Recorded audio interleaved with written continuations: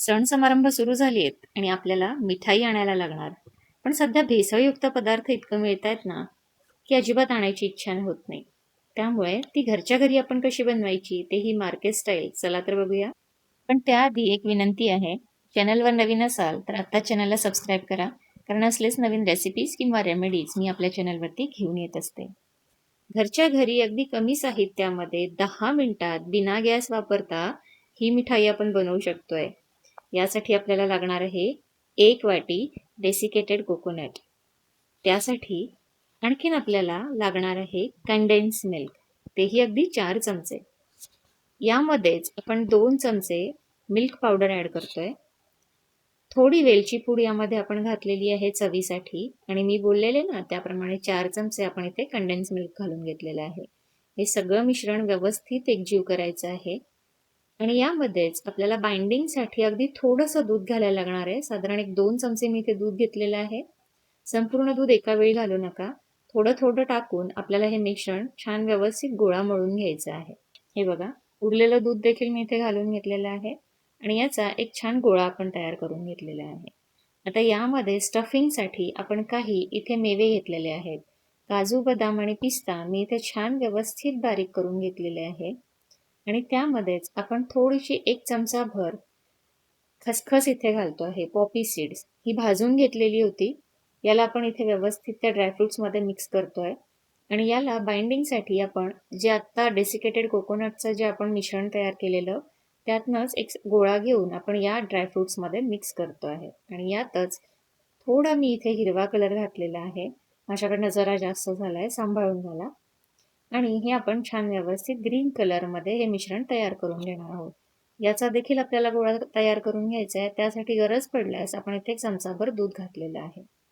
गरज असेल तर टाका, अन्यथा टाकू नका. हे बघा, आता हे जे आपण व्यवस्थित मळून ठेवलेलं मिश्रण आहे, ते आपण छान व्यवस्थित त्याची पोळी लाटून घेणार आहोत चौकोन आकारामध्ये. त्यासाठी मी इथे बटर पेपरचा वापर केलेला आहे.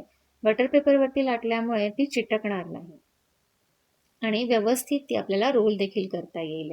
हे बघा, अशा पद्धतीने एक नॉर्मल थिकनेसला आपण ती छान लाटून घेतली आहे.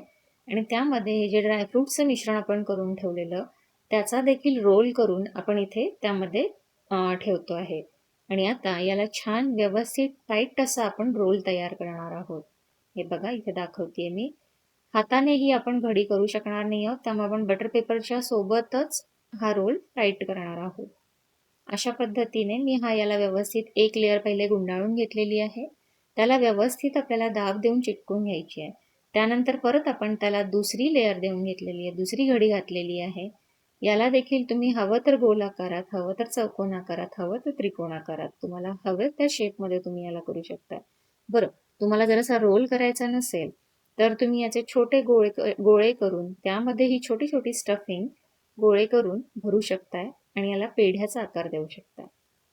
मी इथे हा असा रोल करून घेतलेला आहे. त्याला व्यवस्थित छान दाब देऊन आपण इथे एकत्र करतोय आणि याला आपण याच बटर पेपरमध्ये गुंडाळून फ्रीजमध्ये एक 10 मिनिटं ठेवणार आहोत.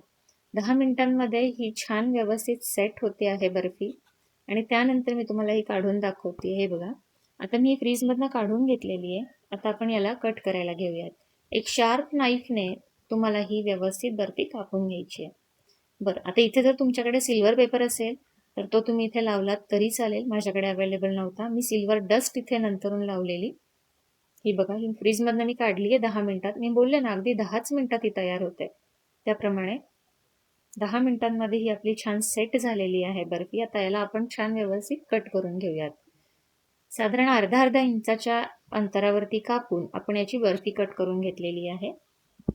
खूप छान दिसते. ती स्टफिंग आतमध्ये असल्यामुळे त्याला एक टेक्स्चर आलेलं आहे बघा.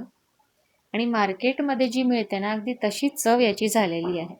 तेव्हा आपल्याला वाटेल तेव्हा आपण ही बर्फी बनवू शकतो आहे. मग मिठाई मार्केटमधून आणायची गरज नाही, हवी त्यावेळेला आपण ही बनवू शकतोय. अगदी सणाच्या दिवशी सुद्धा ही आपण 10 मिनिटात बनवू शकतोय. बघा किती छान झालेली आहे. याला मी तोडून दाखवतेय. त्याचं स्टफिंग सुद्धा छान व्यवस्थित बाइंडिंग झालेलं आहे. दोन्ही लेअर एकमेकांना छान व्यवस्थित चिटकलेले आहेत. मग रेसिपी तुम्हाला आवडली असेल तर मला कमेंटमध्ये नक्की सांगा आणि तुम्ही देखील ही बनवून बघा आणि तुमचे अनुभव माझ्यासोबत नक्की शेअर करा. व्हिडिओ आवडला असेल तर लाईक, शेअर आणि सबस्क्राईब करायला विसरू नका.